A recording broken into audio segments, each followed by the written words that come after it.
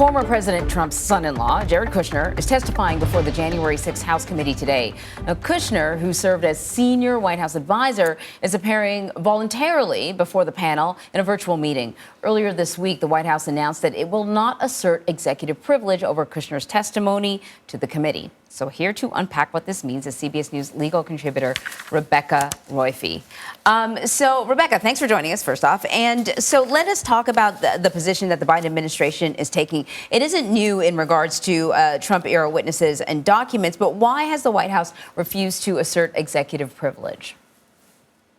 So, executive privilege is kind of a complicated thing. It's not explicitly in the Constitution, but courts have found that it's a part of the structure of our government. That said, courts have also been really clear that it's not absolute and that it has to yield when there's an important need for that information. So what the Biden administration has said publicly is that the investigation into January 6th, this attack on our democracy and on the Constitution, constitutes just that particular kind of important need that forces the executive privilege to give way.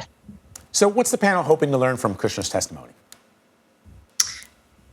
It is unclear because Jared Kushner has not been publicly linked to the effort to overturn the election results in 2020. But he was, as you said, a top advisor and very connected to all of the parties who were trying actively to reverse the results of that election. So there may be dots that he can connect in that regard. Certainly, we already know that Ginny Thomas was communicating about potentially reaching out to him. That might be something that they want to ask him about. What information did he receive, even if he was not directly involved, about this effort? So, as you know, the committee has been going after individuals that they'd like to speak to who are refusing to cooperate with subpoenas. They can be charged criminally with, contempt of Congress. But ultimately, the decision is in the hands of the Justice Department. And we haven't heard much yet from the Justice Department. Why do you think that is? What are some of the things that the Justice Department would be considering?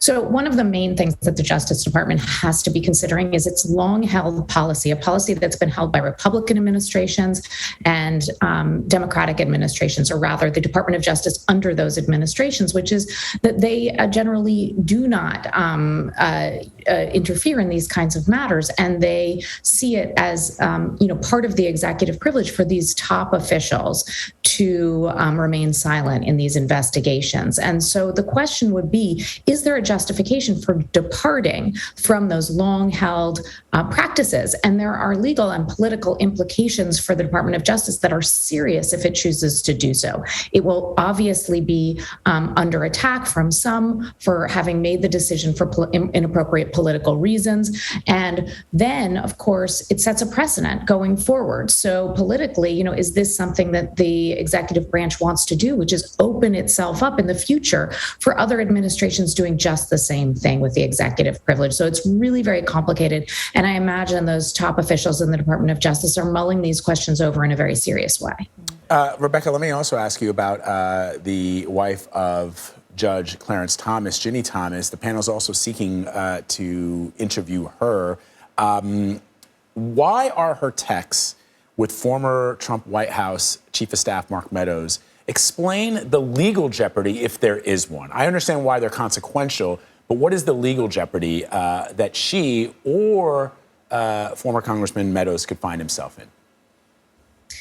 So, the whole question about January 6th is, there's this looming question over the case, which is to what extent were any of these people at the higher levels involved, not in legal efforts, questioning things in courts, which is absolutely fine, but rather illegal efforts to interfere with Congress's work. And, all of that rides on what the intent of these particular parties are. So any communications, any emails and back and forth between these people is a window into that central question that determines ultimately the liability, because there's this fine line between, doing what is acceptable, which is, questioning in courts, was this a lawful election? Was there fraud? How much fraud? All of that is fine. At a certain point, it crosses over when your intent is actually to interfere with, not pursue legal avenues. And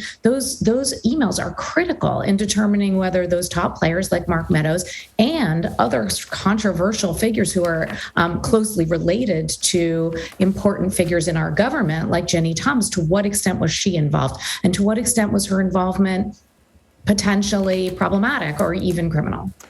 All right, Rebecca, thank you very much.